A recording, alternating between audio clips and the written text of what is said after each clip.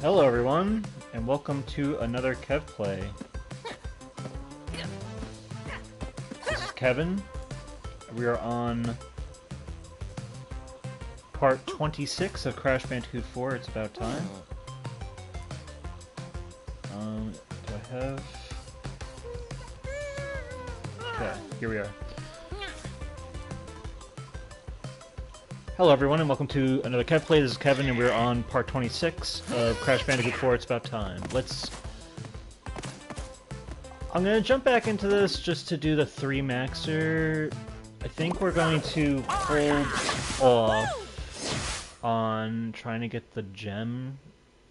'Cause at this point, it's like we're hitting that final stretch in a way, and I just want to kind of get to the end and then just let all the heavy load that we need to work on, save that towards the end. Hey Palpa, how are you? Just gonna go for the 3-maxer real quick. I have no idea where that extra box, and I can't believe we didn't get that box gem. I mean, it was like 440 out of 441, so I'm not gonna stress about it right now. For now, I just want to try to breeze through this level, see if I can at least get that 3-max gem.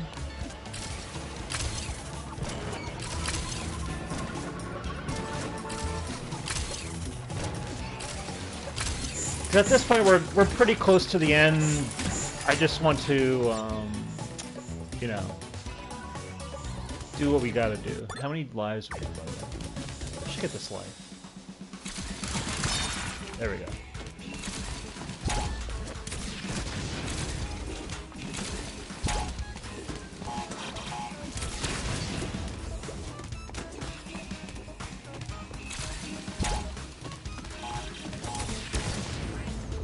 Dude, it's gonna get tough, yeah. Even on my final, my master playthrough, I have not gotten the gems for... There's 2 gems, well, 1 gem for each normal and inverted level for Toxic Tunnels and the last level, Cortex Castle. I think Cortex Castle I just need to get through 3 max, and in Toxic Tunnels I need to get the box gem. And those are the only gems I actually need. But I'm sure playing through this will be therapeutic enough for me to learn the ropes about it.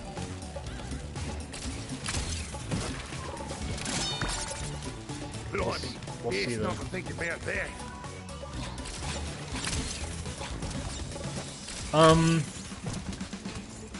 I've been wanting to play this.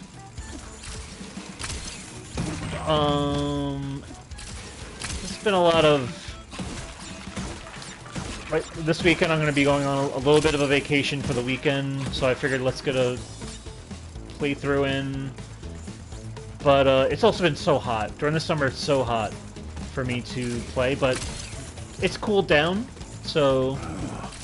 Does this mean I have franchise potential? So it's been a perfect time to stream, I guess. Plus there's a lot to talk about.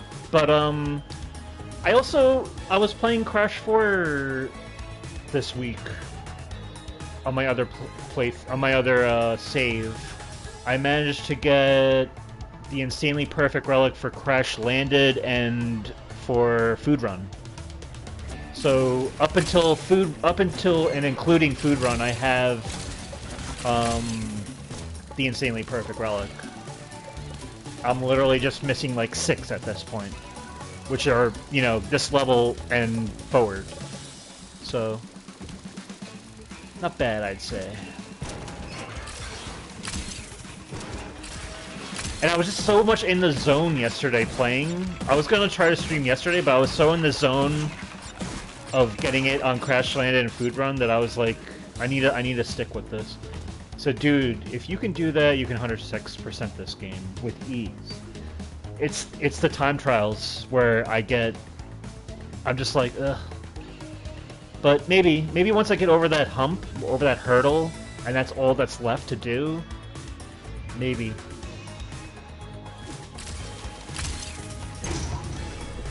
Am I a franchise? Could I open a restaurant? In an airport? Alright, so far so good, I'd say, right? I've been playing CTR Nitro Fuel. Okay, nice. I saw that you beat one of the dev times, is that right?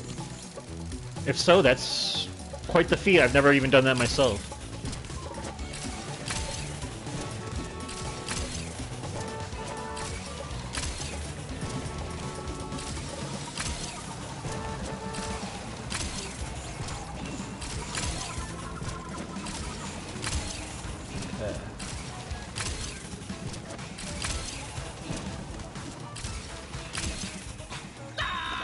That's too much.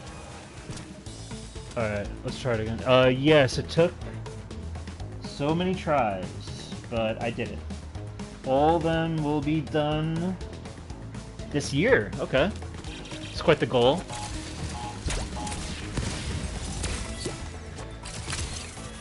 That was kind of silly of me to try to make that gap the way I did it, but at least it wasn't a difficulty death.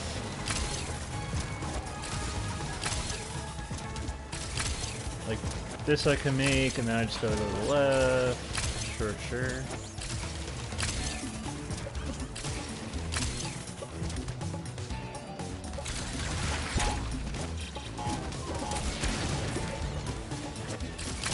I also need to move on to Zelda Majora's Mask. Okay.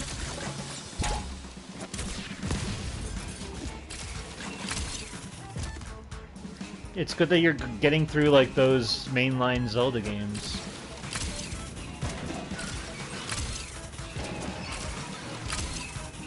I've been also playing some... I managed to hop on with a friend for Diablo 4, and he kind of was, like, showing me the ropes a bit. You know, because it's been easy enough, but he kind of, like, showed me, like, that the game intends for you to kind of like change the difficulty at will. You want to try to like make it the hardest difficulty you can so you can get better loot, more experience. You know, whatever you're comfortable with. I guess similar to like say like Helldivers 2, where it's like, you know, the harder you play on, the better you're off. But I was looking at the trophies, like it's not like one of those games where it's like, oh, beat it on this hard difficulty without changing it. Or whatever, so it is one of those games. So that's nice. Yeah, so right now I'm like a level 43 something druid or whatever. They said, I gotta be honest, the game itself, it's fun, but I'm not finding myself that invested like in how heavy the lore is, and the story is like serviceable. I can tell that for a Diablo fan it's probably great, but like for me, I'm just like, I don't feel like that invested in it. I'm trying to, it's really just for me, like, I'm just trying to get through it. Because I really just bought the game as kind of like an intended multiplayer game to play with my PC friends. Because it is a great game on its own. And I'm sure it's a great game for Diablo fans, but for someone coming in new, even though I don't have to have played the previous games to appreciate it, I still am finding myself like, it's like I don't really...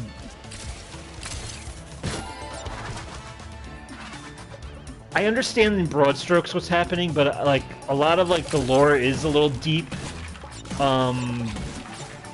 to the point where like when I'm doing like some side quest or whatever, I'm kind of just like, I don't really know what's happening. Let's just get to the next part, you know? Like they all like all the characters talk in like riddles, and it's just like, I don't know. This is probably great for people who have played these games, but for me, from what my friends are telling me, is like the real game is once we beat the game, once I beat the campaign, and then you can go on like the extra stuff at like the post game. That's where like the fun is, when you get to play with friends and stuff. So I could see that. So in the meantime, I'm slowly but surely getting through that. I have no other games on the docket to be concerned with at the moment, except I did pre-order... I did pre-order Halo Campaign Evolved for PS5, the physical edition. Whew! Just want to get that life in time. See, this is nice when you don't have to go for all the boxes, and you can just get through everything. Franchise because I saw my future franchise. Oh, bollocks, my head hurts. Okay, that's good. So when is that game coming out, Halo? Delicacy is here. I hope it's spicy and fried. It is July 28th, so it's this month, at the end of the month. Definitely nailed that physical edition. I pre-ordered on Best Buy. And that game is a game I'm very excited for. Like, I have to say, amidst all the bad news that's been happening as of late, I'm glad that we're getting a Halo game on PS5, a physical game, the one I really love the most, like, that I feel the fondest of. I feel fond of all three, the first original trilogy, but and, you know, regardless if Microsoft is going to reverse course with putting their, you know, first-party games on onto third-party platforms or whatever, I'm glad that we got one. Like, that's a dream game for me to have on PlayStation. Even though I have the 360, I have the original games, but it's just going to be so cool to play in the PlayStation ecosystem with that game. You said, oh, so soon. I might get that game this year as well. Honestly, it's going to be so fun. It's got co-op, so it's not just, you know, even though they didn't include like the multiplayer suite, you could still play couch co-op and online co-op up to 2 to 4 players, I think. But I know couch co-op is 1 to 2, I'm pretty sure. Which is really, that was the experience back then. Like, that's what you want.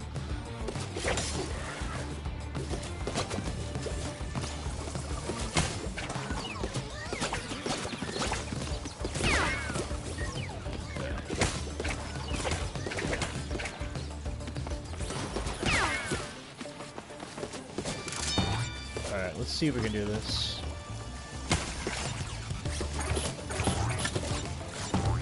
Like, that's gonna be a dream game for me. No question.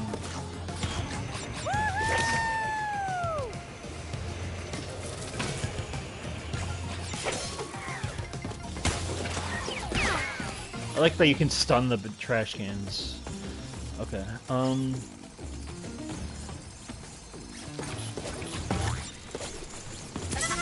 come on! Oh, this checkpoint. Alright, so we gotta get through this.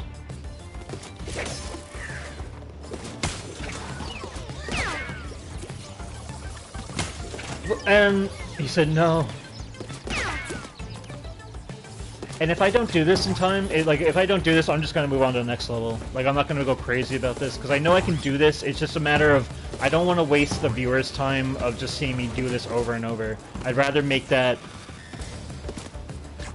the episode towards the end, where people can expect that I'm going to be messing up a lot. At this point, where we're in the end game, I want to keep it moving for the story's sake and everything.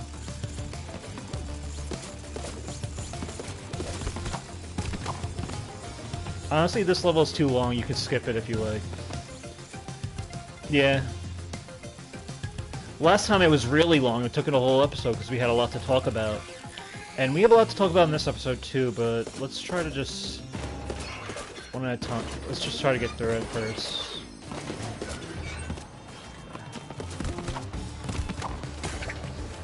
Oop, that's not what I wanted to do. Yeah. Got a checkpoint. Let's do it.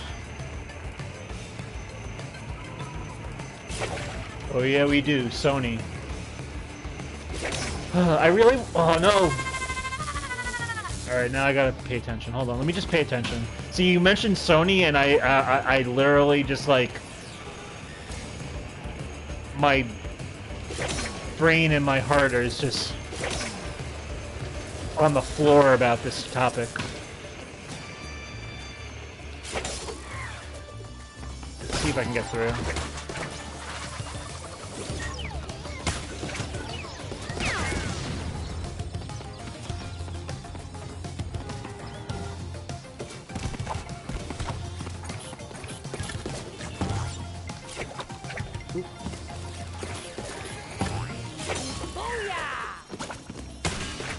No, it's not your fault. I blame myself. You know, I apologize. You said I apologize for making you lose a life. No, it's not your fault. Oop. Well, I'm gonna concentrate right here.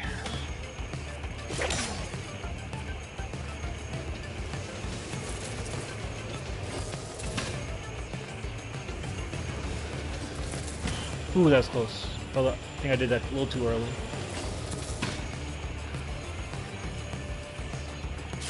Okay.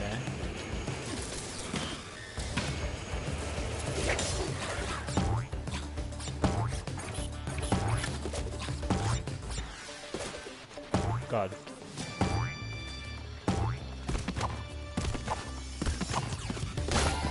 Okay. Is this the end? Is this the rush hour part? Because, honestly... No, I still have to... It's gonna bring me to... I see. I remember what's gonna happen. Alright, I have to be careful not to fall.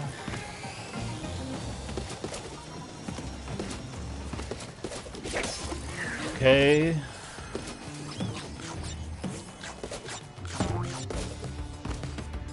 Alright, another rail. So, nah, dude, you still got a long...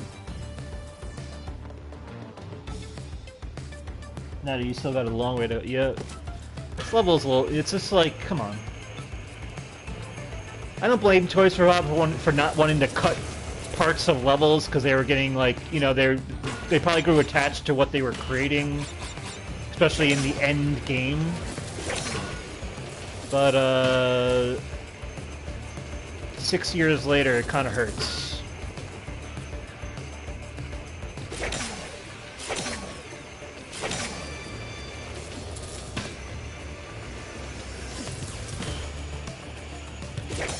So cut this level in two and bang, perfect levels. Yeah, it's a good level. I mean, the concept of everything. Okay.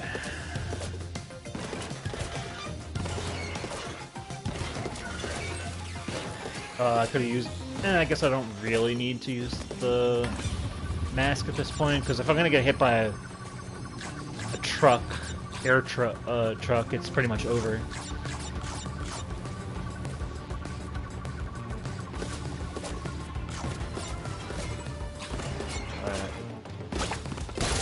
Moment of truth. It's really this part that's like... Ugh.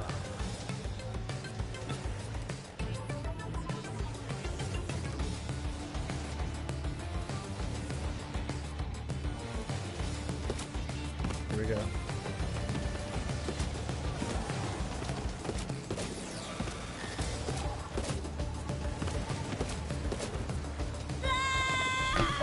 I knew it.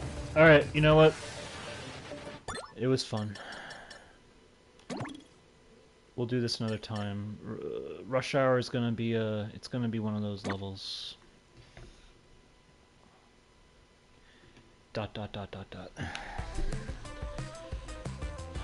Alright. Let's move it on. Let's move it on. The Crate Escape. I think this level... I really like the concept of this level towards the end. Even if it may not be executed too well. I'm not sure. I know Square Eye Jack had a problem with this. But I really like the idea of this level. Like, this is something I would have imagined as a kid. And it's kind of cool to see it... brought to life in some way. But we will talk about... So yeah, I do like it. Yeah, let's talk about just, you know, like... Let's see what we got here. Uka Uka graffiti. With a question mark. Yeah, so I was hoping last episode was gonna kind of be my, like... my one negative rant episode. I really didn't want to go too like I wanted to kind of make it more lighthearted. I did notice that last episode got a lot of views. I think people on Twitter, I turned some heads with a lot of my you know, ranting about Stuart Copeland not being involved and all that. I gotta say, while that's still a major drop of the ball, creatively speaking, to not have Stuart Copeland in the next Spyro, I am glad that we are getting a new Spyro game in spring 2027. That will be that there will be a physical edition for, because so this is kind of an extension of the last episode. It's like, oh my god, with all the bad news in the game industry as of recent. I'm just... So Sony announced, as of January 2028, physical media production for their disc, for their games, will cease production, basically. This is really, to me, very anti-consumer. Dog, when I saw that, my jaw dropped to the floor. There's so many things wrong with this, and I know that there's data that shows, you know, that yes, digital is the prominent way that a lot of people play games these days. The data that they've been presenting is not accurate, where you see like, oh, 85% of people are playing digital versus physical. Well, that's skewed data, because that's accounting for games that are only offered digitally.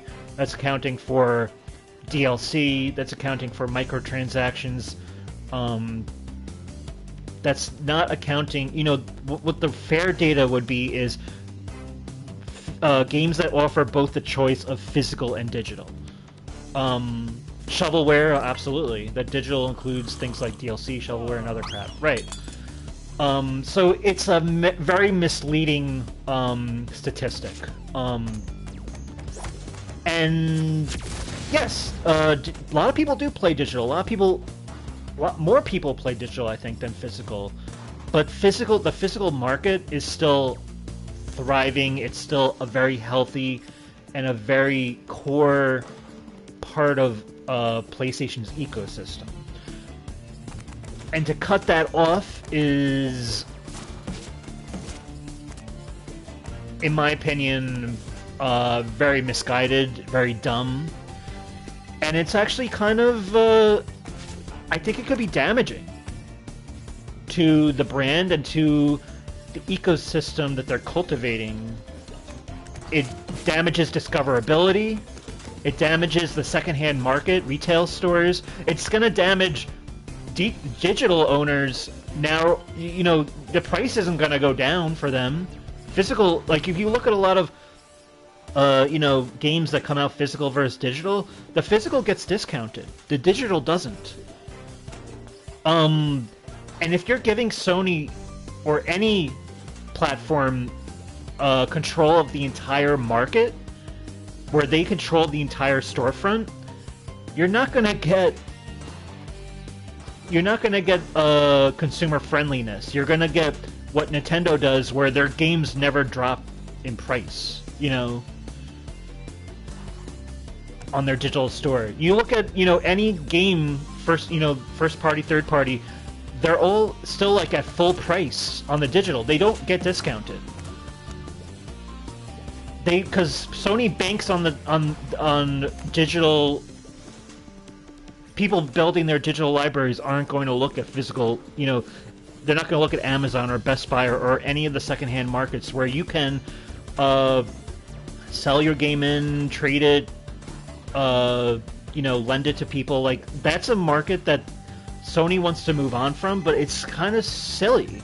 You know, back in the era of Sean Layden, Andrew House, Jack Tretton, Shuhei Yoshida, like, they understood They understood their product and what people were lining up for. And it's so insane that they literally won the PS4 generation with that E3 2013. You know, committing, you know, basically leveraging all that goodwill against Xbox or Microsoft, when Microsoft was trying to pull this back in 2013 by, you know, having these DRMs and, you know, getting away from physical and you know, what have you. And Sony was like, no, we're going the opposite way because we value this, and it was such a big win. And then they do that commercial with Shuhei and what's his name? I always forget his name. But you know, the commercial where they lend the disc. This is how you share games on PS4. That literally won them a generation. Not one generation, but 2 generations. Xbox has not been able to recover ever since then. And obviously Xbox made a lot of mistakes along the way beyond that, with, like, you know, acquiring Activision, making all these inorganic acquisitions, not being able to manage their studios, committing to a subscription service and Game Pass that was unsustainable.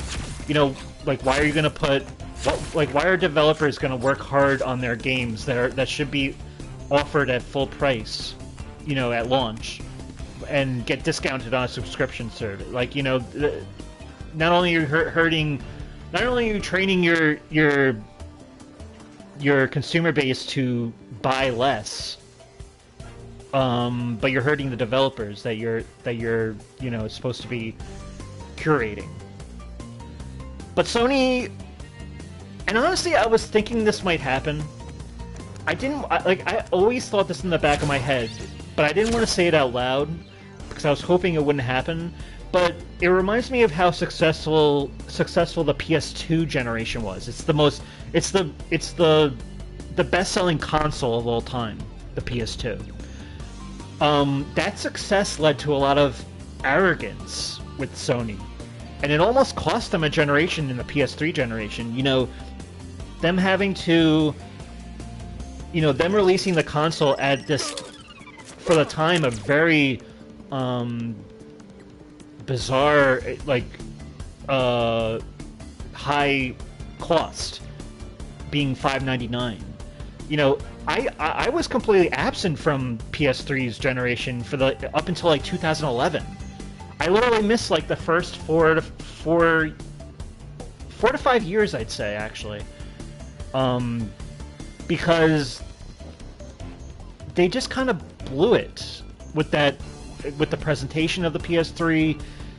They thought they can get away with, like, just, and I understand now we're in a different economic time where the price of parts for consoles are high. I don't think Sony wants to sell us a $1,000 console, but that's where we are in this climate where, you know, parts are just crazy. You know, you think about the tariffs, and the scarcity of parts and how much they cost now.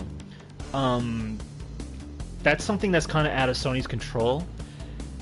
But that's where they're like, oh, this is perfect. You know, PS4 and PS5 have been so successful for us. There's this level of arrogance again where it's like, you know what? GTA 6 is going to sell like gangbusters on the PS5. They can get away with launching a version that's a digital code in a box. Let's use this opportunity to get rid of building a disk drive into the PS5, and let's try to do what Xbox did back in 2013. And now that Xbox is not, like, now that we killed Xbox as the competition, we can do whatever we want. We can set the precedent. So if we know that a digital only future is the future, we might as well do it now. This is a perfect chess move from their perspective. It's so sad. He says, I'm gonna read what you said. Sony has this monopoly on PlayStation with their store. Yes, Sony is literally a Blu-ray investor, and they just decide to stop. Like Blu-rays are still very, you know, obviously trends are always going to change with the market, but people buy Blu-rays still in the movie space primarily. TV shows releasing on Blu-ray are kind of hit or miss because of streaming, but a lot of movies will actually always, like more often than not, still release on disc. Like I'm gonna be getting the new Bob Odenkirk film Normal, which I missed in theaters, but it's going straight to Blu-ray. It's coming out on July 14th. Like it's still like, but with TV shows on Blu-ray, it's like I'm still waiting for The Bear to come out on Blu-ray. I'm still waiting for Barry. I'm still waiting for a lot of shows. HBO is good about releasing their stuff on Blu-ray. That's good, but Barry, it's like, where's Barry? Yeah, but like, it's stuff like that. I'm still waiting for like the new King of the Hill season from Hulu, but Hulu wants to control the market with, you know, and it's just like, but they're ruining discoverability, you know. But that's again a different topic. That's TV shows, movies. But like you said, movies is definitely still fruitful, but Blu-rays is still fruitful, and the games, like for so many people have a physical library, looking to bring that forward. And you're gonna just go all digital. It's just, it's not good. So yeah, I love that clip regarding the commercial. Yeah. Classic. I feared for a day like this, you say. It's the only best-selling console of all time because it was the cheapest DVD player. That's true. That's the novelty of it, was the DVD player being built in. But now you're taking away now I can't even play my DVDs. I can't even play unless I get a detachable disc drive, which is like, oh. At that point, it's like, I don't know.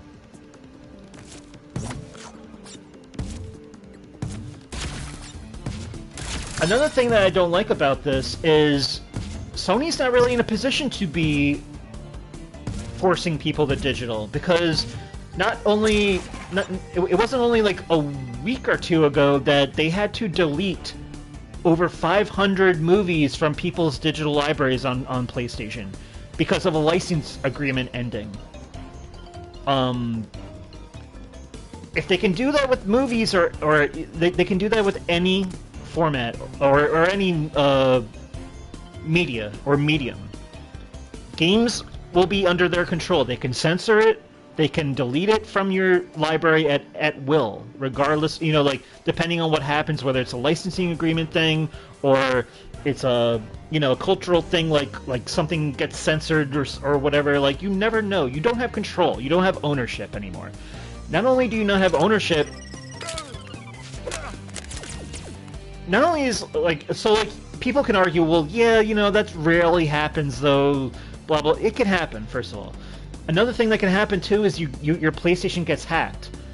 That's another big thing in the news that happened, like, a month ago, where Colin Moriarty of Last Stand Media got his PlayStation hacked, and they didn't even need to use a two-factor authentication.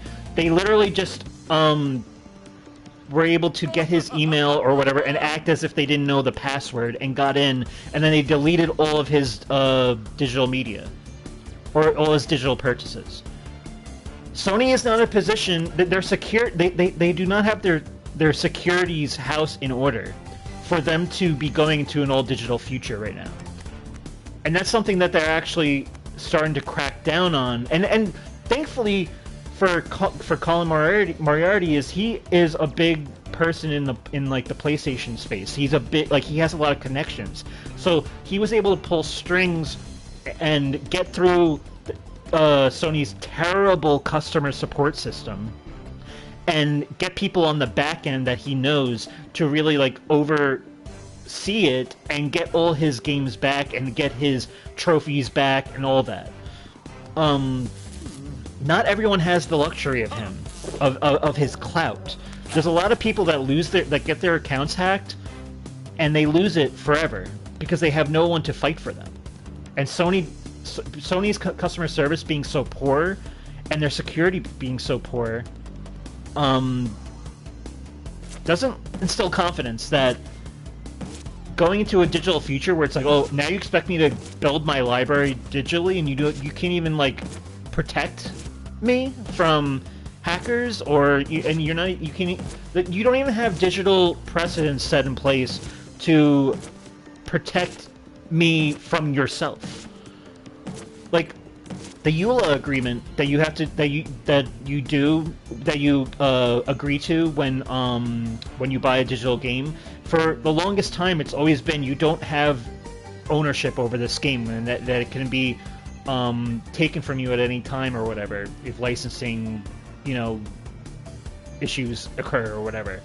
That's been a thing that for many years and generations that people have kind of just like waived because no one has really thought too far ahead. But if we're going to go into an old digital future, that needs to be rectified. There needs to be consumer-friendly like stipulations put in place that ensures that me as a customer, that anything that I'm buying is mine. If it's not going to be physical, it has to be. I have to have digital ownership, and that I'm entitled to that game at any point. If I lose it for any reason, that it can be easily brought back to me. But they don't have their house in order with that, and they're trying to force this on you. They're trying to force their way ahead as if they do have their house in order, but they don't.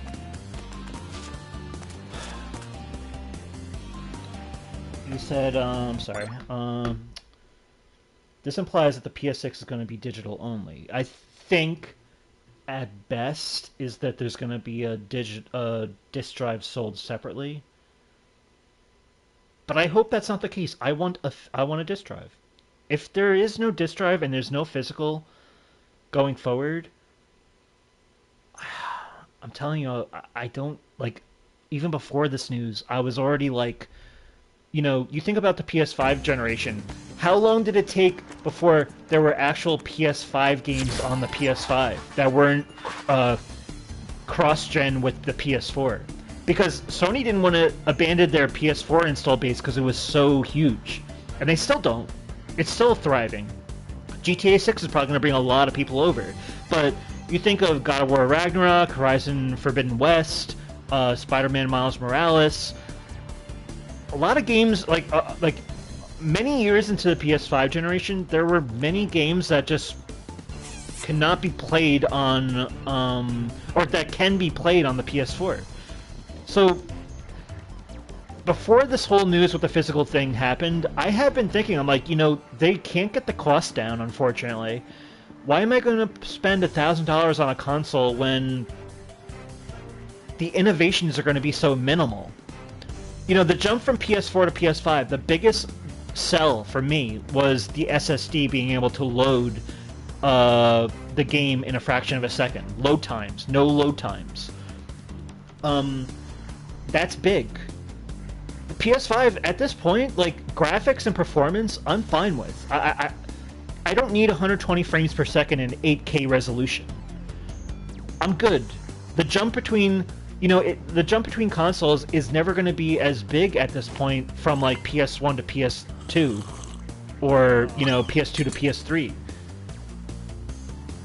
There's been innovations along the way, but you have to bring something forward to me that's like, this is why you're going to buy the next console. And I'm not seeing it at this point. I'm seeing rumors now that Xbox is kind of like killed as part of the competition, that Nintendo is part of the competition now, and that there might be sort of like a console hybrid with like a handheld. That would be different, but I don't know if that's like the big selling point for me to get it at launch. I don't know if, after playing my Retro Snap, I value handheld gaming, but I'm not like all in on it. Like, I don't really need to game on the go. When I'm on the go most of the time, I'm just getting my real life stuff done. You know, I'm not. It's very rare that I'm like on a plane for 9 hours and it's like, wow, this would be great if I can have a handheld with me. It's cool though. I like the idea, but it's like that's not going to be the thing that really brings me forward. And if the PS5 game, if new games are going to still be being made for PS5 while PS6 is out, I could wait. I don't need to be in on PS6 from the ground floor. And this is what I've been stewing with before the physical news. So now that the physical news is here, that it's likely that Sony won't reverse course. Possible, or at least possible they won't reverse course. We'll see. With the backlash has been very heavy. You know, I canceled my PlayStation Plus subscription. I don't have any digital games to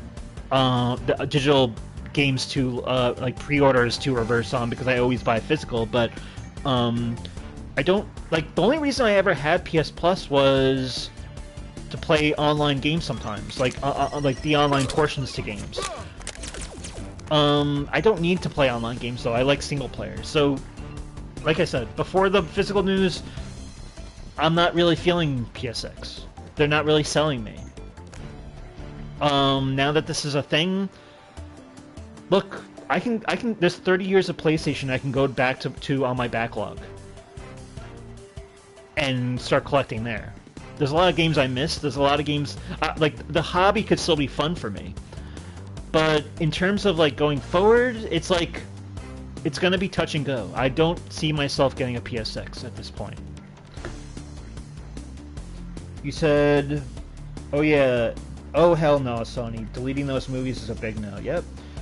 Dude, Sony gets hacked all the damn time. It's like historic with them, the amount of times they get hacked. I'm getting a PC next generation. With Steam, you have robust security. That's what I'm hearing.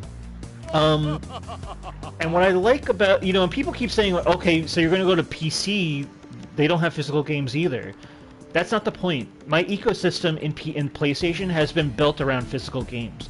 If I go on to Steam, from the get-go, I already know my expectations for going forward. That Steam is a different animal, and that, you know, I'm better protected over there. At least if I'm buying digitally, at least I'm better protected with the games that I purchase.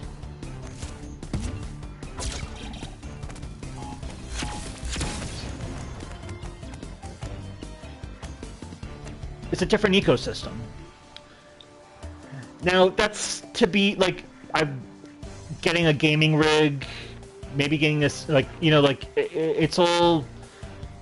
I'm very new to it, so I would have to see going forward, but at the moment it's like PS6, you said except Xbox and Nintendo... expect Xbox and Nintendo follow suit. Yep.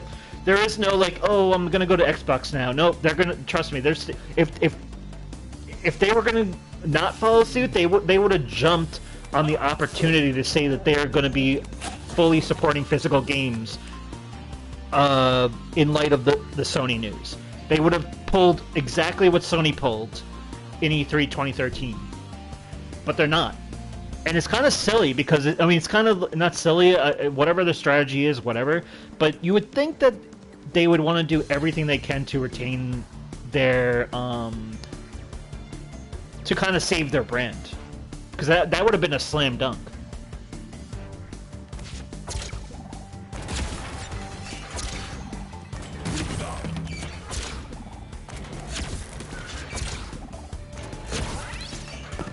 Oh, God.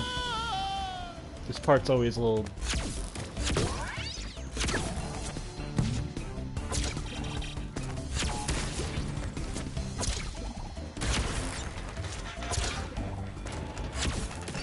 Oh. And Nintendo with their game key card situation, you know that they're leaning towards digital also.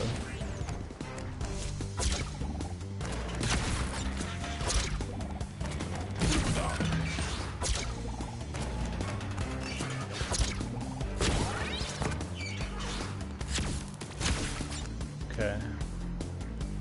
Can this thing come back? Cool.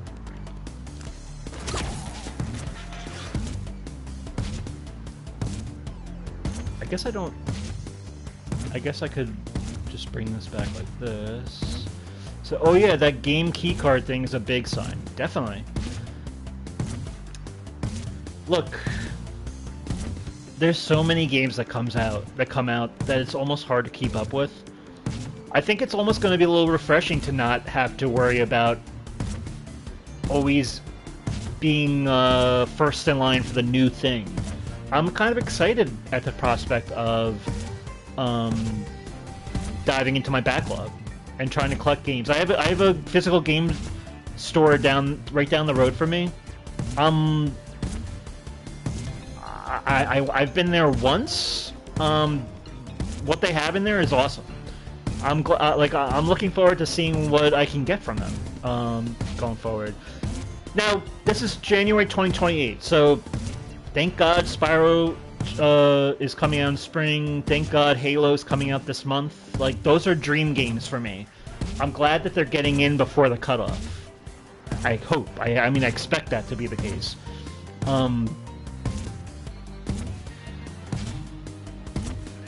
Other games, it's gonna be hard. Like, you know, if The Last of Us Part 3 comes out, I want to play that game. But probably not gonna be out in time, right? Hopefully they can reverse course, because there's a lot of backlash going on. You said, yeah, but Persona 6 might get cut off. Oh, okay. That's right, because they only showed, like, an announcement that it's in the works, right? You never know.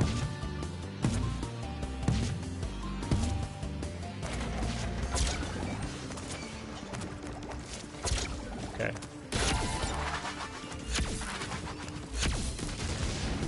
Beautiful. Can we get a checkpoint here?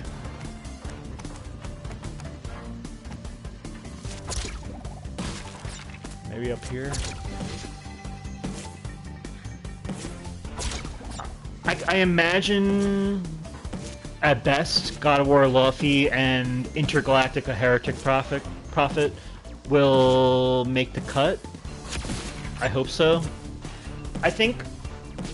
So, like, I think there was something in the news, like, one day after their announcement that they kind of, like, their repurposing plant or whatever for discs was getting, like, restructured or whatever already. So they're kind of pulling the trigger on it in a way, but I don't think it's definite. I still think they have physical disc manufacturing plants to work with. I imagine you put out a Sony game, first party, that you're not going to just rip the Band-Aid off right away. And, like, Wolverine will be able to get physically. There's already pre-orders for it, I think, right? At this point, that you can do? Or is it only digitally? I'm not sure. But we'll see. You said, yeah, you better pray those games make the cut. You know, it's like, there's always going to be games. I do love the medium of games. Outside of my love for physical media, obviously I want to play games. You know, especially new games that will catch my eye. But it is what it is. Like, I kind of have principles that I feel like I need to hold on to for as long as I can. And as of right now, it's like PS6, I don't think so. You know? I'll stick with the PS5 for as long as I can. I'm going to buy it physically. Play it by ear. If... I do think I heard something where it's like PS5 games will still get physical support or something. I could be wrong. But, again, right now, PlayStation's like tweet that they put out for this, it's getting community noted like out the wazoo. Every time they remove the community note, someone like a new community note comes in. A lot of people are ratioing it. You know, MBG is a big voice in all this. Does it play? Obsolete Sony, like they're big in kind of moving, like, you know, doing the movement here of, you know, for, you know, being the opposition to all this. He said they got community noted like 8 times. I think even more at this point. Yeah, and every time it gets community noted, I rate it and I say it was very helpful. So I will be getting a $2,000 PC. It's like at this point, it's like we have to start thinking about what the future is. You know, it's what you have to remember. We have the control. We have the money. The best I can say is for now, cancel your subscription. If you pre-ordered anything digitally, I would suggest maybe canceling it and buying it physically if it's offered. But that's really what Sony cares about most is the bottom line of you know, the money flow being cut off. If we vote with our wallets, that's the best you can do. Because on Twitter, we could community note it all day. I don't think their strategy this generation has been being silent. I don't know if this is going to work for them, being silent for this long. I think they have to kind of answer it. I can't imagine like every single, even on their like their other tweets that they've been doing for like just different game announcements, everyone's just talking about the disc situation. So it's a very loud pushback. Look, they pushed back when they tried to take down the PS3 and Vita store like 6 years ago. And finally they're doing it, but they actually reversed course and we got 6 more years out of it. Maybe this is them just testing the waters, seeing how everyone feels. Right now that petition has like close to 250,000 signatures. I signed it. I know that change.org petitions don't always, you know, it doesn't really mean much, but I think that's telling that enough people care. It's not nearly as much as we want, but it's going up, like people are signing him. It's going up at a pretty quick rate, I'd say, and you know, enough people are, you know, a lot of non-gamers in my family and friend circles are talking to me about this because they're seeing it. You know, it was on CNN, it was on Fox News, like people are aware of this. Damn it! I knew I dragged a bit on that. Don't tell me the checkpoint is that bad. Tell me I got the checkpoint. Okay, good.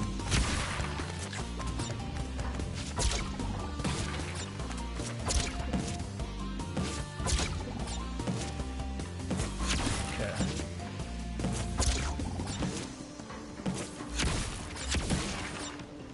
You said, okay, the PS3 and Vita store, I can understand. Yeah, you know, they gave people ample time to kind of like buy whatever you needed to get, you know, in those 5 to 6 years. So I get it.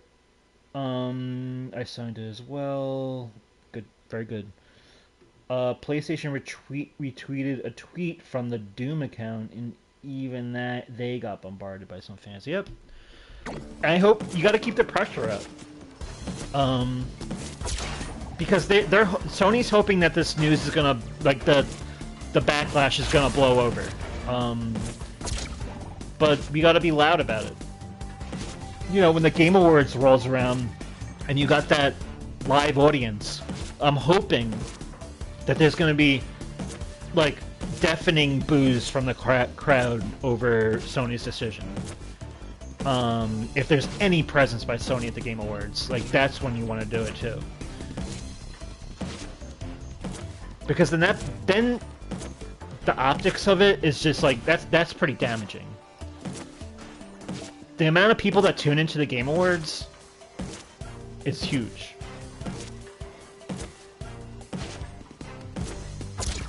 Damn it. Saved by the bell. I was trying to cut my jump time there so I can like just get in there real quick. Damn it.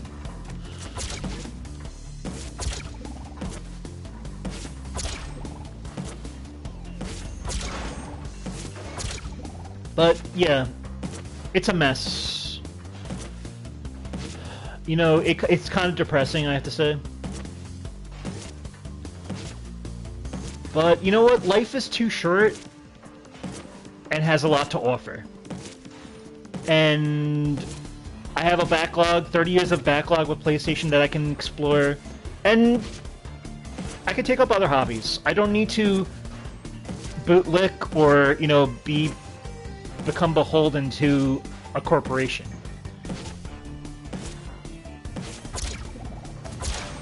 Damn it. I know if I jump again, that really wastes my time, so let's see. You said... sad news, man. You said... yeah, definitely. But... we'll see how it plays out. You know, it's only been like, what, a little less than a week so far? 1 week, I think. They could reverse course, who knows? The only thing that's kind of weird, though, is that it's like Herman Hulst is in charge, what's his name? I don't even know his name. It's the Asian CEO. They're different leadership. You know, I don't know if they understand how important the leadership of the old regime was in curating this ecosystem the way they did that led to their success. You know, their live service push was a complete disaster. They still want to push. I think the live service thing was a smart idea. Like, you definitely want to tap into that market, but they executed it so clumsily and so it's bizarre how they handled that. The money they threw away. And then you know, I hope that it was the most expensive lesson they had to learn going forward, but at the same time, it's just like, this generation is just like, there's something just very cold and not right about it. As much as there's benefits to it, there's a lot of games I love that have come out. Damn it. I don't know how I did that, but I did it. Okay. Checkpoint. I see that hidden gem right there. Oh, I have to come back, I think? Okay. What is gaming, man? That's the philosophy at this point, right? I didn't expect gaming to become so philosophical. I just want to play games.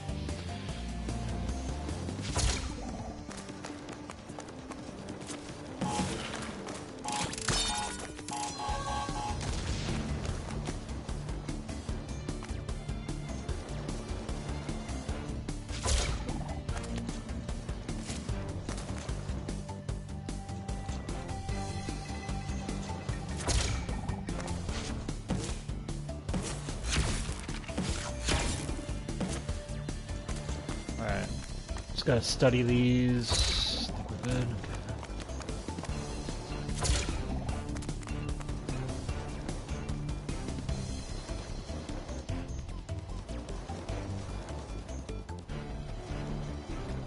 Just gotta make sure there's no trick ones. Cool, got that hidden gem.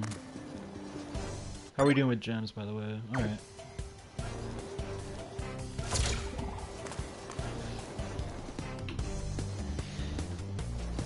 On a more, you know, less depressing news, I have been dabbling with Spyro 2 as of recent. Just as a thing I wanted to do. The original.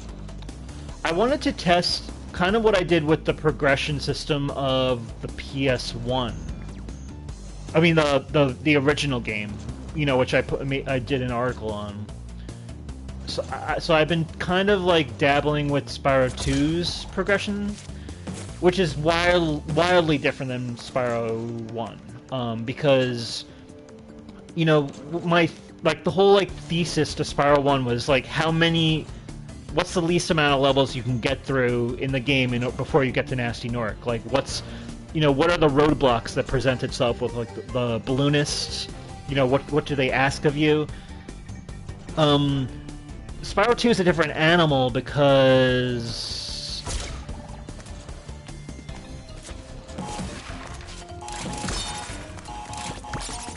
mainly because those first 14 levels require the talisman, so you need to be in those 14 levels,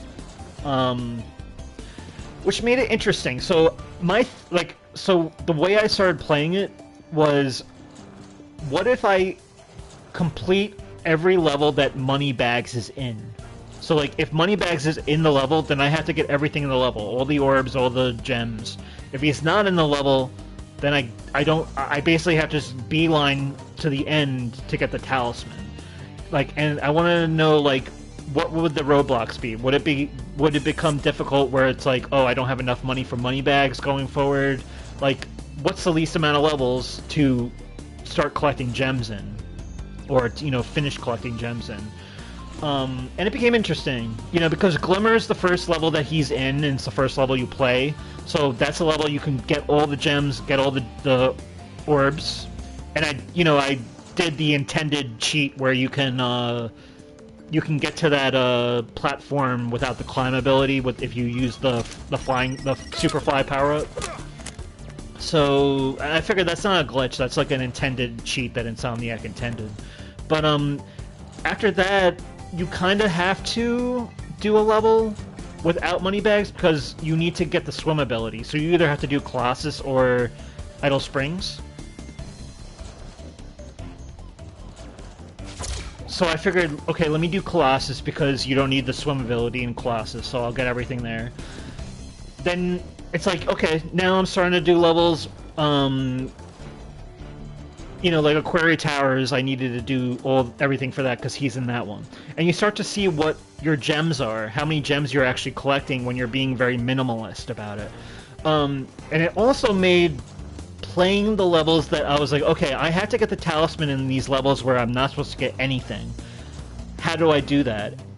And in order to do that, you basically have to kill Sparks. So I would go into Colossus, I would get hit 3 times, and then I would leave the level and without Sparks, and then you're basically going through dodging, you know, tiptoeing around the gems and basically trying to just get to the end of the level. It sounds easy enough, but then what I'm starting to realize is, like, it's actually kind of, it puts the levels in perspective with what it asks of you, because when you stop trying to collect gems and you're just trying to get to the end of the level, you start to realize the enemy placements and the enemy's abilities.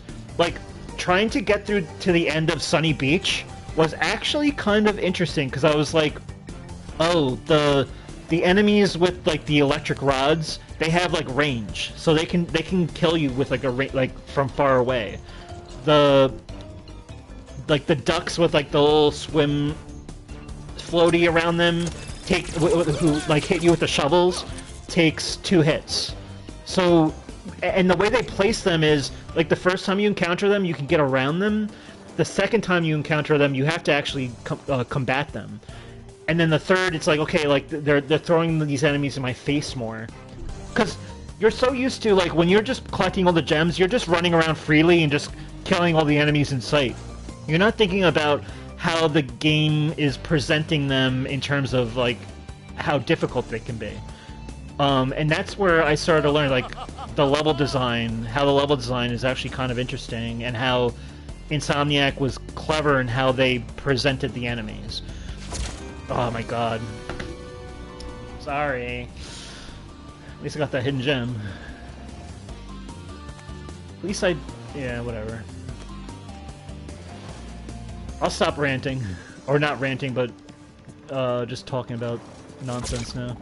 But it's become interesting. And then it's like, you go to a level like Her Coast, where it's like, okay, I have to tiptoe around the gems, and I just have to defeat some of the enemies, I guess, or get to the end. But it's like, it's not only that, I also have to open the gates. So I had to collect those diodes. Yeah, I got a bit distracted.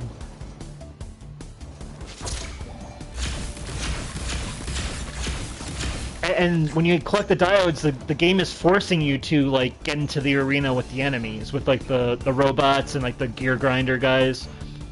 It's interesting. And basically what I've learned is, by playing, other than having to break my rule and play Colossus and complete Colossus all the way, after that you can play every level with moneybags and get everything, and you will make it to Winter Tundra. The thing is, though, now once you make it to Winter Tundra, before you can get all the gems that you can get before you get to moneybags with the head bash move, you are arriving there with 0 gems. Like, he really milks your pockets of money. Which basically means it's like, oh, I actually do have to go... It's like the game basically is like now telling you, you have to go back and start completing stuff. It's basically the equivalent, I'd say, of like Beastmakers in Spiral 1, where it's like, oh, you're in like that final stretch, sort of. Not really, but you kind of are. Like, you have to go back now and actually start getting stuff.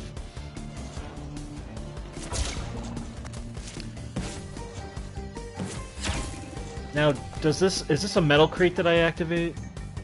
I gotta be aware of that.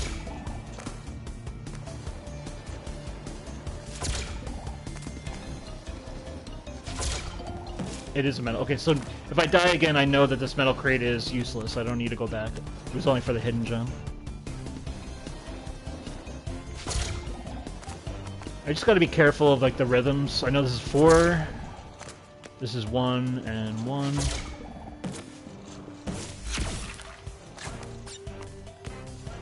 Hopefully I can get to a checkpoint after this. This is just 1.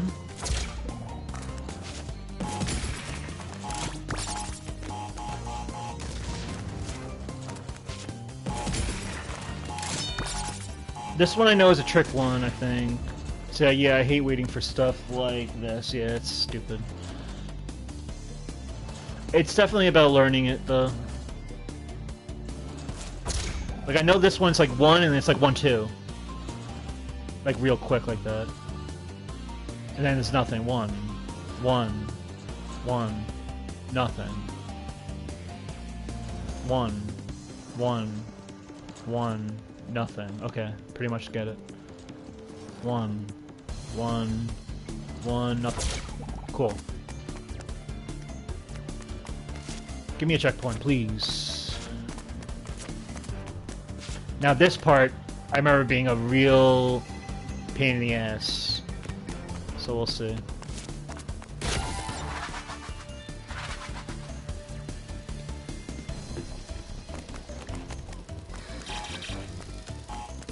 And it's a pain in the ass because you'll die and then you have to deal with this TNT guy every single time. I should have dealt with him first. But it is what it is. So oh yeah, screw this tower.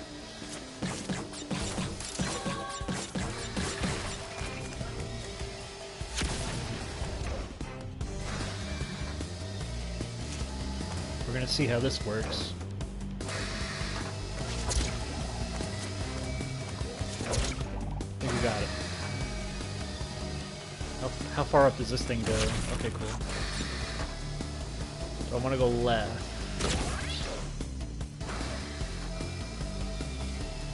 So we'll see what's left first. Okay, there's really nothing. Okay, I guess that's if I fall, I have to just redo it. Well, I guess I can do this, right? I was hoping to like set off that TNT.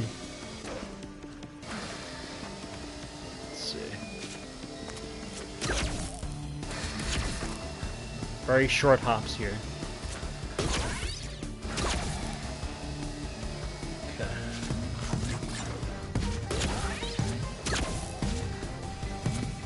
Am I supposed to go down? No, it's just leading me down. Right? No, that's just where I came from. Okay. Just making sure there's no tricks.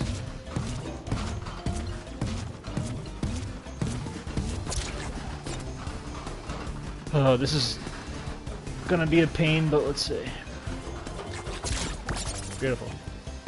I guess I can set these off.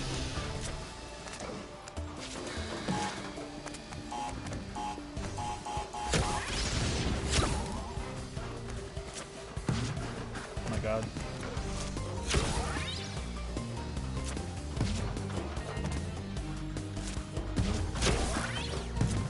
I'll do that.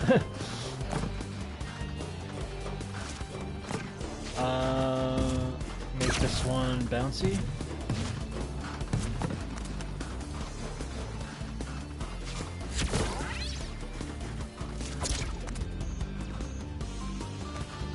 Huh.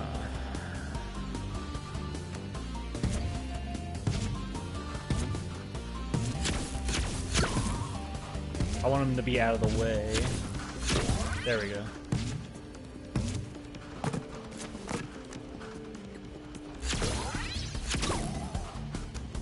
So far, so good. Let's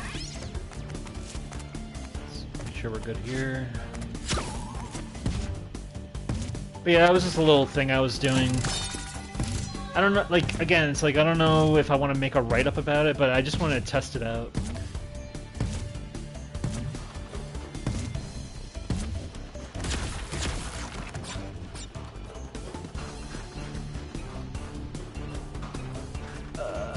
Okay.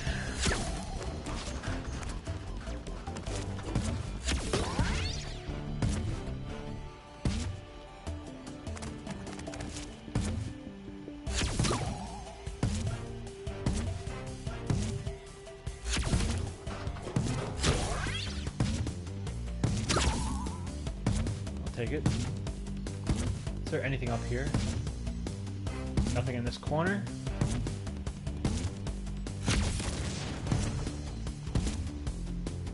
Alright, this tower's not that bad.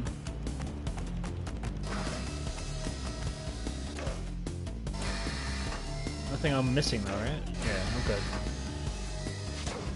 Thankfully we got a checkpoint, that's nice. Alright. Let's see where we're going. What we got?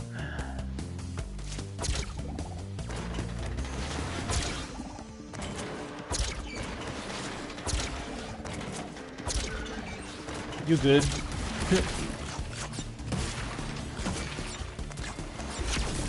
Might as well get rid of these nitros, right? If I can.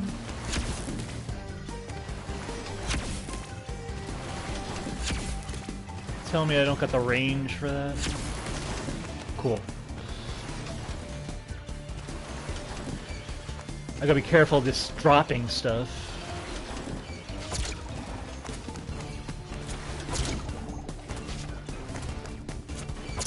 Alright, not bad. What's this? That Schnurgleshank was killer. Struth. Who cooked it? Heat was too high. That's why it was all rubbery inside. Set part grill marks too. I liked the pickled wumpa leaves. Cortex, you can't. Why did you not see it before? Give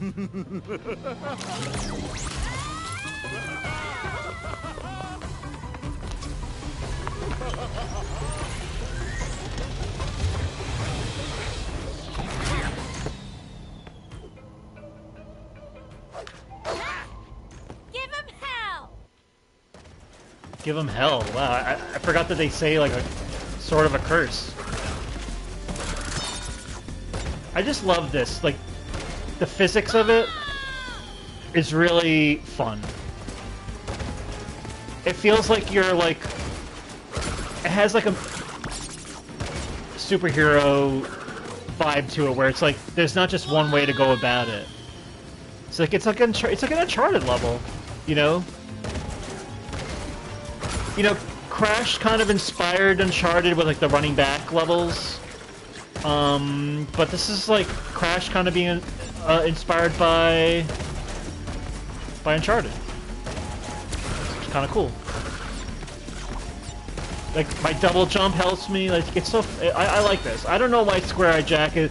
Like, if you're going for, like, the perfect, and this level messes you up after being so precise with the Cortex section, then I get it. I get that it kind of hinders the experience. But... You know, this is still cool.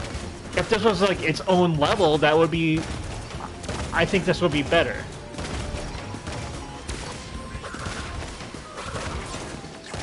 But this is so unique. I like this. Like, so late into the game, too, it was very refreshing to see.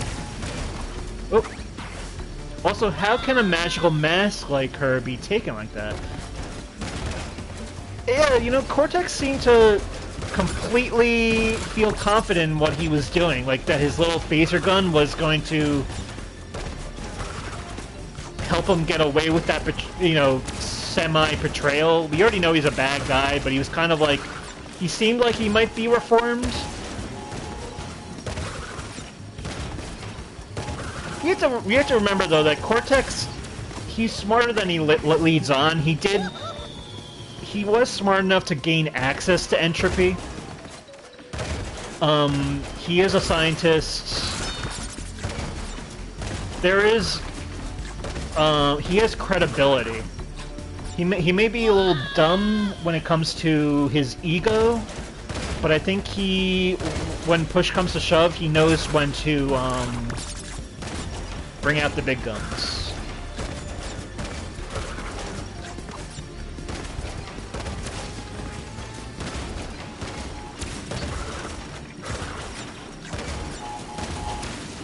I think we're getting there.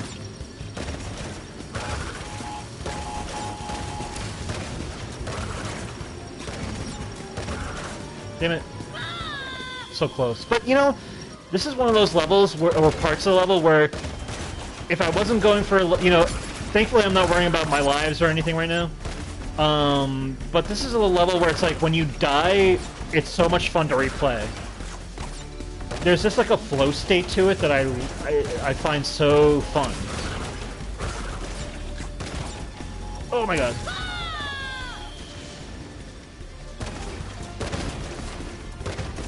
Like, they should bring levels like this back for Crash 5, but make it its own level. Maybe, I mean, obviously there's a real specific reason why we're doing a level like this, so you don't want to rehash it, if it's not necessary to, in the story. But if they can find a way, I think it's a welcome level type. I would like to see that.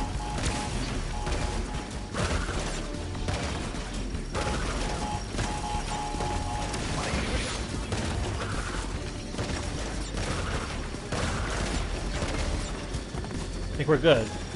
I just need to get to the end. Woo! Gem, baby. See, now this is a level I'm not going to try to go for the 3 maxer. Right this second, you know? It's too much. I mean, I guess if you're not going for the boxes, it's a forgiving. So we got a gem, thankfully. But, yeah.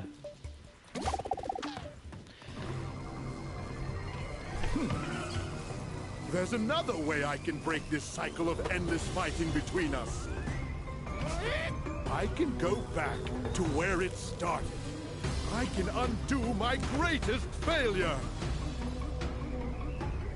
He means you, Crash.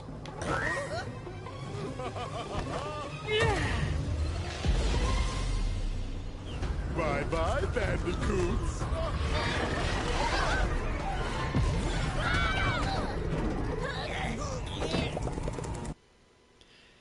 I don't blame Crash for, like, being confused at that part, because it's like, he wouldn't consider himself a failure. Now for me to stop me.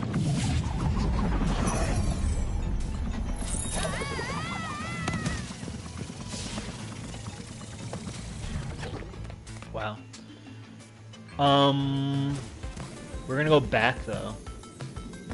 And I want to give another go at Rush Hour, trying to get through in 3 lives, since we have time to kind of do that. We don't have time to do another big level, you know what I mean? So, oh boy, this is where it begins. Yeah, we're in that final stretch. But for now, let's at least do this. There is another big thing we need to talk about, by the way, that I would like to talk about, at least. You know, I'm not the biggest fan of Kinda Funny as a company, but that interview with Paul Yan and... I always forget the other guy. Let's see if these tall poppies know how to smoke a steak. The interview with Toys for Bob's Paul Yan and the other guy. I honestly, I need to learn his name because he's an awesome dude. But there was a lot. I don't know. Did you see that like our interview for Kinda Funny? where they talked about the game a little bit more. Because there was a lot to unpack. You said, oh right, that video, yes. There's a, one of the big, you know, like I said, I'm very disappointed that Stuart Copeland's not being involved, but there was something that really turned my head in that interview where I'm like, this is very interesting. And it kind of, helped, lower my concerns for the game part of it. So I haven't watched all of it, but I've seen clips. Okay, I recommend you check it out because it is, the interviewer Tim Geddes and Blessing Adeoye Jr. They do, even though there was a lot of things that Toy Story Bob couldn't talk about, there were things that they were. There's a lot of insights that they were able to offer, not just for Spyro, but for Crash 4, and like their design philosophies and everything that were very interesting. You know, they even talked about Crash Team Rumble, so definitely worth checking out. But one of the things that really got me interested was when they were talking about flying, where they basically didn't want to create a game where it's just a flight simulator, where you have the flight ability and you can just fly to wherever you want and just, you know, not press anything and just keep, you know, you're in the air and until you, depending on what destination you're trying to get to, you can just like, you know, kind of like lay off the controller and just let him glide, fly or glide, glide in the semantics sense, like to wherever he's trying to go. Like, it's not about that. There's gameplay in the flying itself that kind of makes the game a little bit more interesting in terms of its explorability, because you're required to actually like implement some skill into how you're flying, and meaning where it can bring you and stuff like that. And I think that's very important for a game like this, where yes, you are required to be on land and explore, combat enemies, but when you're in the air, what I really liked about the original Spyro games with gliding was if you had a little bit extra glide in you, you can do some cool things. You can press down on the directional pad, and he would kind of like do this little flutter thing. It wasn't a hover; it was like a flutter where he was slowing down. Obviously, there's hover and stuff like that. But even in like the flying levels, you can press L1 and he'd do like the loop-de-loop and stuff like that. This game seems about trying to get Ascension. You know, we saw in the trailer that he was like, you know, Spyro's like lighting campfires to kind of like give himself some lift. That's interesting. I think that actually grounds the game in a way, in the best way, because the way they described it is they want the game to be fun. They want it to have like a flow state to it. And if that means like bringing some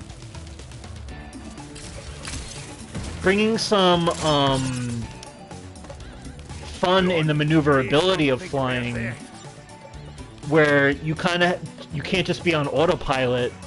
You have to actually like be aware of your surroundings and how you're flying. That it's not just like a, you know, just lay back and let Spyro do the flying for you in whatever direction you want. There's actually like a game element to the flying. I think we knew part of this already, but the way they were talking about it seemed very intriguing when they talked about it further on this interview, which it excites me. I like the idea of that. I think that's one of the main things I was a little concerned about. Franchise potential? Because, you know, I wanted to have that explorability. I don't want Spyro to be overpowered. I love the idea that he can fly anywhere he wants, but I also love the idea of, you know, just with how the platforming always was, where there's kind of a puzzle aspect, or like, you know, you have to like you have to like use your brain a bit, in how you get to certain areas or what have you. So that's something I'm very excited to see. So yes, if this game has multiple worlds, I would like to see transitional levels where it includes Spyro flying. That'd be cool. If it's like a big open world and like trying to get from one hub, quote unquote hub area to another, like section of the world, I guess. That it kind of now you're flying and like now you have to kind of like maybe um not just be on autopilot, but you know, like actually like you know maybe there's a different game element to it to doing that. Who knows? Like from what I was seeing with the interview is that they are thinking very deeply about this, about how they want to balance that feel of like you know relaxability. Like you know, Spyro was always a very laid back game. Not that it doesn't have its challenges, but it is like a nice like they said in their own words, Zen vibe. Joyce, could I open a restaurant in an airport?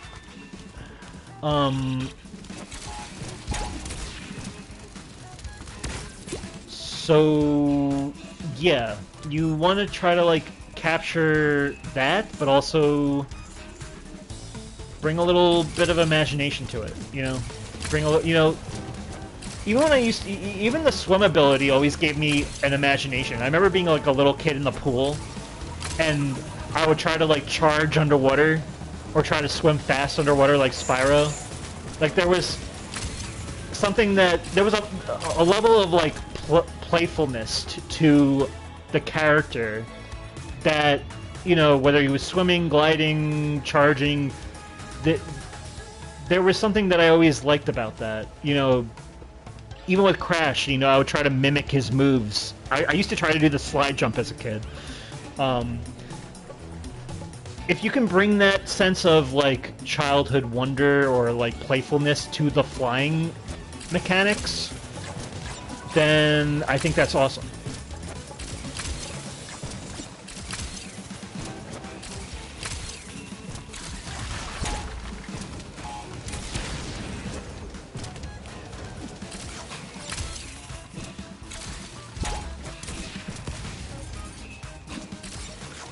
Let's see if I can get to this Tawna part. So far, we're doing good. This level is long as hell, but at least we can try to get to the end here. If we don't do it, we don't do it, but...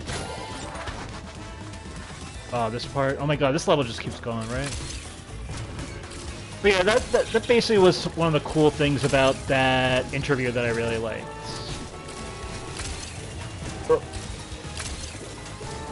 Hold on, your chat just kind of jumbled up just now. So I'll read in a second.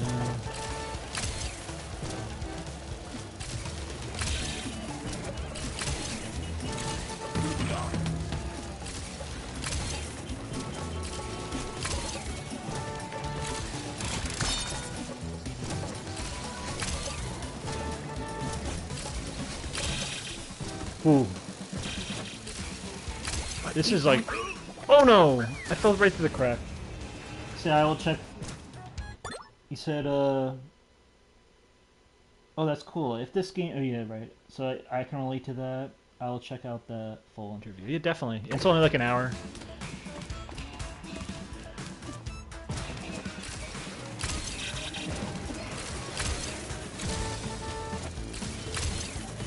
I don't need to worry about my lives. But I do want to get that Aku Aku mask if I can.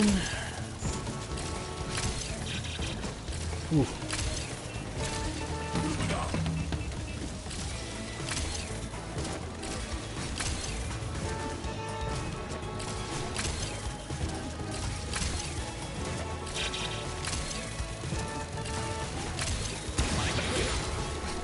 Damn it. Damn it, man. Doesn't look like it's going to happen in this one. But at least we got that crate escape out of the way for the most part, and we will move on in the next episode for sure.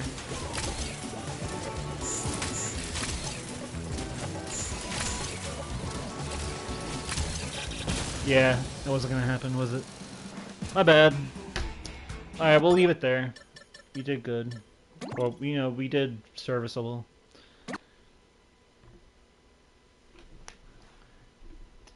What is this level? Yeah. It's just too much. We'll definitely we'll get through it though. But next time we will definitely be starting the next area. I still want to figure out my missing box too. I have to like look at the playback of like what I could have possibly missed, because I know in my regular playthrough I missed it originally too, where I was off by 1. It's like 440 out of 441 or whatever. It's like a common thing I know in that level for a lot of people. But next time we will be in the Cortex Island of 1996. This is such a cool twist. I love that they introduced Cortex as the kind of like, you know, the boss earlier on in this, and you think that's like the last part of it, but now it's like the big finale. Now that Entropy's kind of behind us, this is like bringing it back full circle, you know, with the whole time travel theme and everything. Like, this is very fitting. Very cool. I'm excited to see what Crash 5 brings. But anyway, by the way, do we have any skins to look at? No, okay. Anyway, Pelpa, it's been a pleasure. Thank you for sticking with my rants for these last 2 episodes, where it's been there's been a lot to talk about, and it's been not so good. But there's a lot of good things on the horizon, at least. Going forward, you know, we'll see what happens with the Sony thing, with the whole physical debacle. It's sad. Like, right now I'm looking at my shelf, and I'm seeing all my PlayStation games, and it's just like, I didn't know that it was going to come to an end like this, where I'd have to be like, oh, you know what, I have to start really buying up these games before before it becomes harder and harder to get, before they start to become, you know, get all these retro prices, you know, and jacked up in price and all that. Because that's another thing with retro gaming collecting, is that they start to get expensive. You know, you might get lucky, but there's other games where it's like, oh my god, expensive.